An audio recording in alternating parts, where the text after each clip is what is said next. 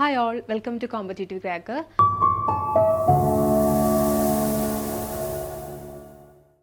നമുക്കിന്ന് സെറ്റ് ഫിസിക്സിലെ ഒരു ടോപ്പിക്കായ മെട്രീസസ് എന്ന് പറയുന്ന ആ ഒരു ഭാഗത്തിലെ ഈഗൻ വാല്യൂസ് കണ്ടുപിടിക്കാനുള്ള കുറച്ച് ട്രിക്സ് അതുമായിട്ട് ബന്ധപ്പെട്ട് വരുന്ന കുറച്ച് PYQs നമുക്കിന്ന് ചെയ്തു നോക്കാം. First question, consider the matrix m is equal to 1 1 1 and all the elements are identical, then eigen values of m are. ഇവിടെ ഒരു മെട്രിക്സ് തന്നിട്ടുണ്ട്. ഇതിൻ്റെ നോക്കിയാൽ തന്നെ അറിയാം അത് എല്ലാ എലമെൻസും സെയിം ആണ് അല്ലേ, 1 തന്നെയാണ് എല്ലാ എലമെൻസും വരുന്നത്. അതല്ലെങ്കിൽ നമുക്ക് വേറെ വിധത്തിൽ പറയാം, ഓരോ റോസും എല്ലാ റോസും സെയിം ആണ്, അല്ലെങ്കിൽ എല്ലാ കോളംസും ഇങ്ങനെ നോക്കുമ്പോൾ എല്ലാ റോസും ഐഡൻറ്റിക്കൽ ആണ് അല്ലെങ്കിൽ സെയിം ആണ്, അല്ലെങ്കിൽ എല്ലാ കോളംസും സെയിം ആണ് അല്ലേ. അപ്പോൾ ഇങ്ങനെ ഒരു 3x3 മെട്രിക്സ് നമുക്ക് കിട്ടുമ്പോൾ നമുക്ക് ഫസ്റ്റ് തന്നെ ക്യാരക്ടറിസ്റ്റിക് ഇക്വേഷൻ എഴുതിയിട്ടാണ് നമ്മൾ ഈഗൻ വാല്യൂസ് കാൽക്കുലേറ്റ് ചെയ്യുന്നത്. പക്ഷേ ഇവിടെ ഈഗൻ വാല്യൂസ് ആ ക്യാരക്ടറിസ്റ്റിക് ഇക്വേഷൻ നമ്മൾ എഴുതുമ്പോൾ മിസ്റ്റേക്സ് വരാൻ ചാൻസ് ഉണ്ട്. എപ്പോഴും നമ്മൾ ആ മൈനസിൻ്റെയോ പ്ലസിൻ്റെയോ എന്തെങ്കിലും മിസ്റ്റേക്സ് വരും. അതിനായിട്ട് ക്യാരക്ടറിസ്റ്റിക് ഇക്വേഷൻ ഒരു ഫോമാറ്റ് ഉണ്ട്, അത് ഞാൻ എഴുതാം. Lambda cube minus trace of lambda square plus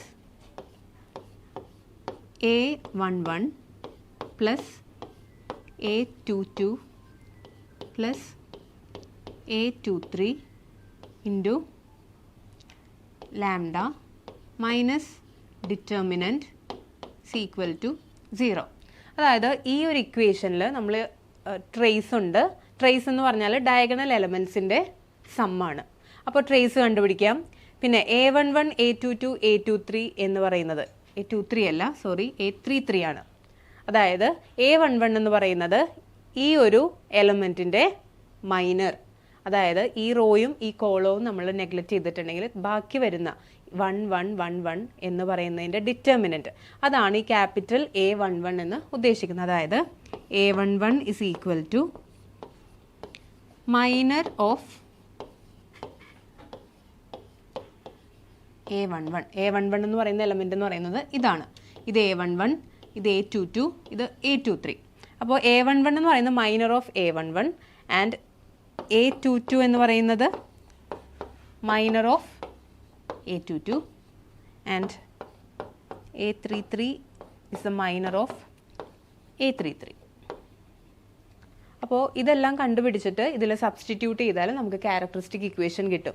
ആ ക്യാരക്ടറിസ്റ്റിക് ഇക്വേഷനിൽ നിന്ന് നമുക്ക് ലാംഡ സോർട്ട് ചെയ്ത് അതിൻ്റെ വാല്യൂസ് കണ്ടുപിടിക്കാനായിട്ട് പറ്റും.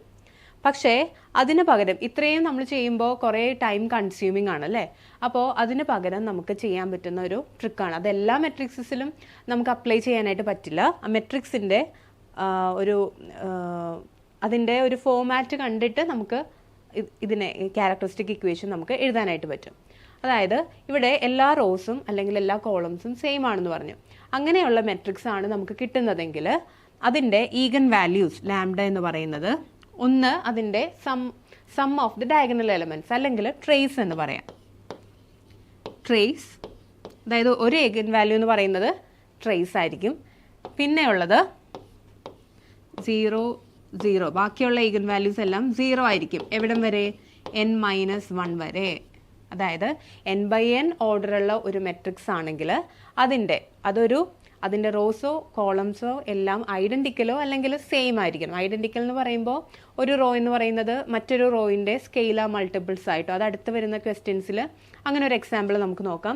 ഇവിടെ ഇങ്ങനെ ഒരു മെട്രിക്സ് ആണെങ്കിൽ അതിൻ്റെ ഈഗൻ വാല്യൂസ് എന്ന് പറയുന്നത് ഒന്ന് അതിൻ്റെ ട്രേസും ഒന്ന് ബാക്കി 3x3 ആകുമ്പോൾ 3 ഈഗൻ വാല്യൂസ് ഉണ്ടാവും. 2x2 മെട്രിക്സ് ആണെങ്കിൽ 2 ഈഗൻ വാല്യൂസ് ആയിരിക്കും ഉണ്ടാവുക.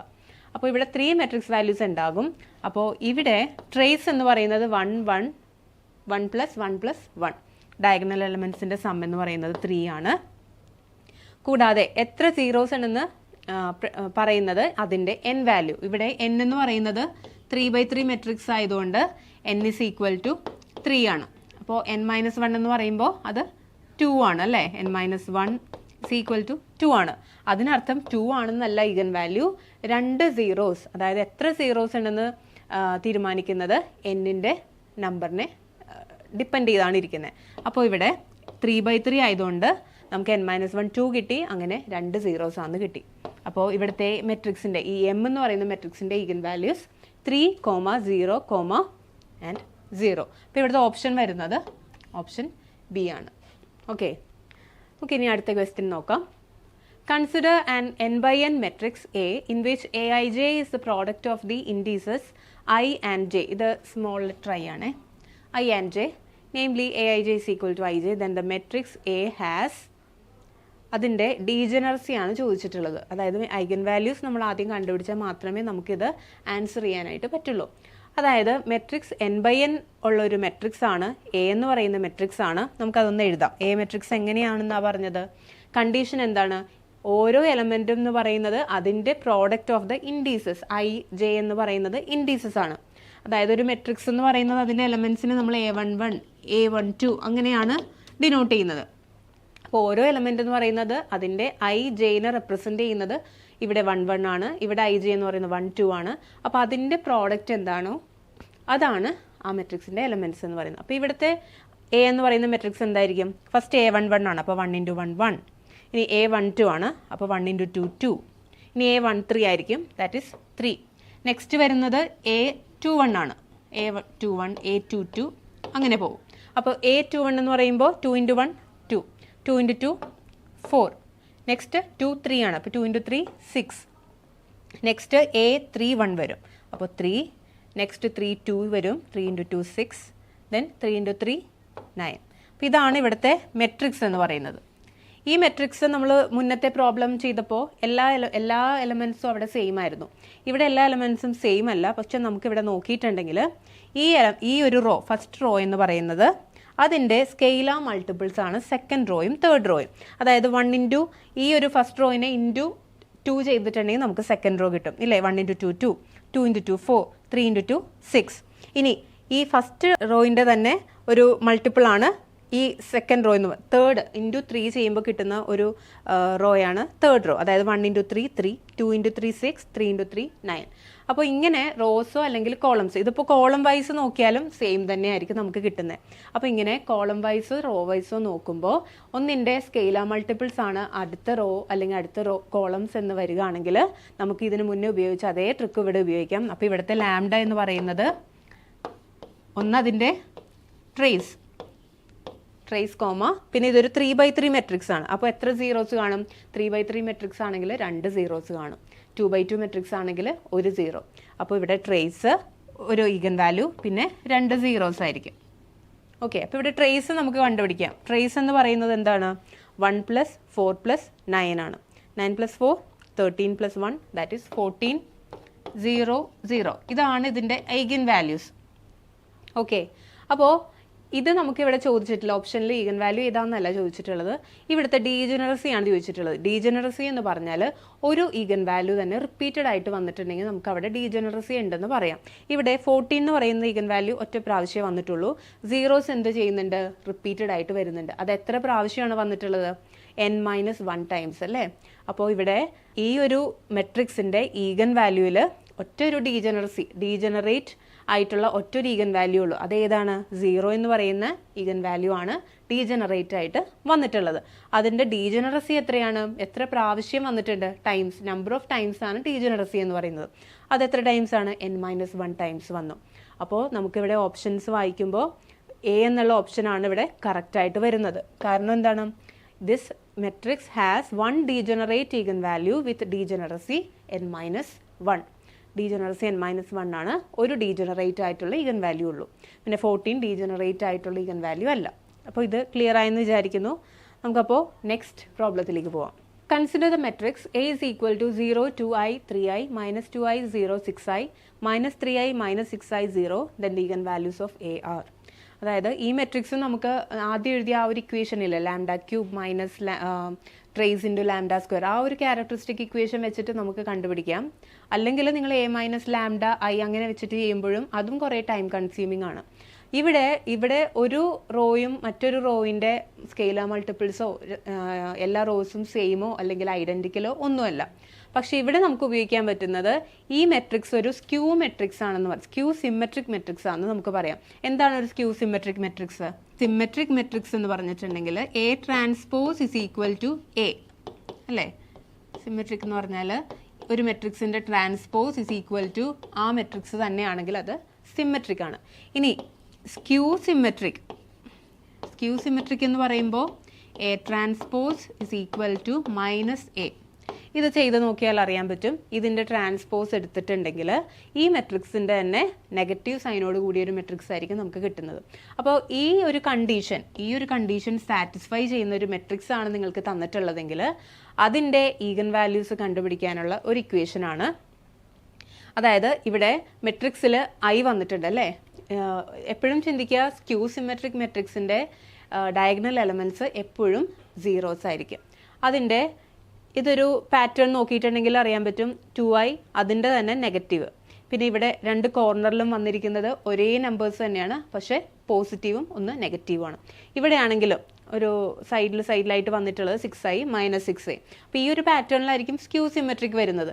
ചിലപ്പോൾ നെഗറ്റീവ് സൈൻ അങ്ങോട്ടും ഇങ്ങോട്ടും മാറാം, പക്ഷേ ഇതിൻ്റെ ഒരു ഫോമാറ്റിനെ ഇങ്ങനെ വന്നിട്ടുണ്ടെങ്കിൽ അത് സ്ക്യൂ സിമെട്രിക് മെട്രിക്സ് ആയിരിക്കും. അപ്പോൾ അത് ഒരു if A is equal to ഒരു ഇക്വേഷൻ വെച്ച് നമ്മൾ എഴുതുവാണെങ്കിൽ if A is equal to 0 IA IB minus IA 0 IC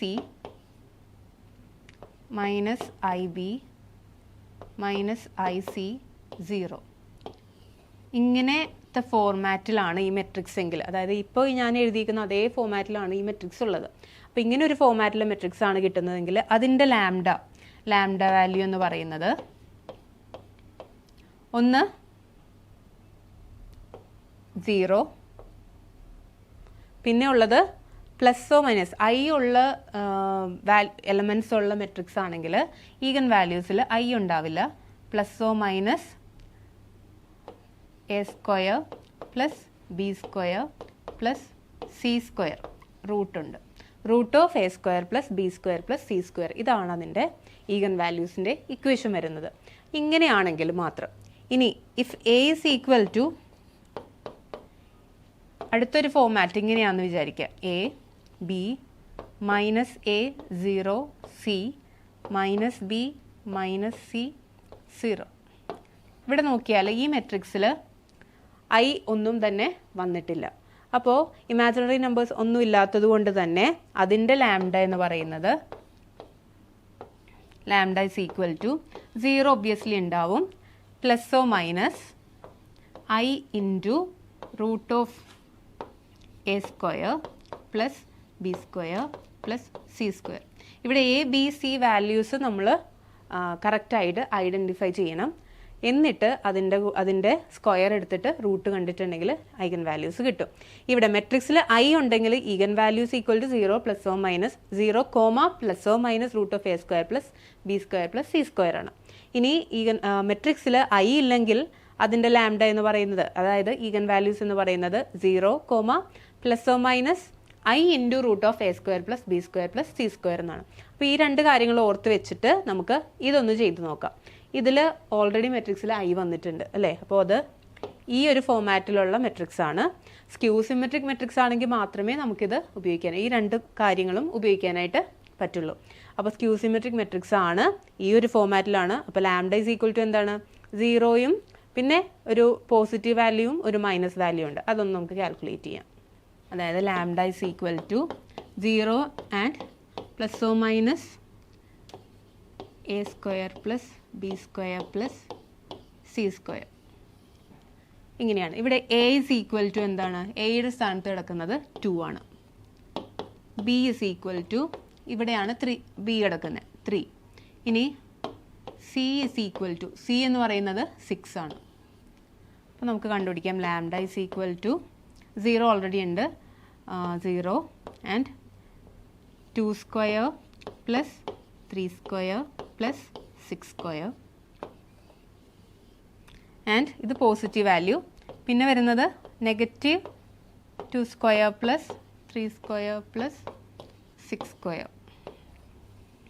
ഈ വാല്യൂസ് ആണ്. ഇത് കണ്ടുപിടിക്കാം. 2ൻ്റെ സ്ക്വയർ 3ൻ്റെ സ്ക്വയർ 6ൻ്റെ സ്ക്വയർ തമ്മിൽ ആഡ് ചെയ്യുമ്പോൾ നമുക്ക് √49 എന്ന് കിട്ടും. √49 എന്ന് പറയുന്നത് 7 ആണ്. അപ്പോൾ 0 കിട്ടി, ഒരു +7 കിട്ടി ആൻഡ് -7.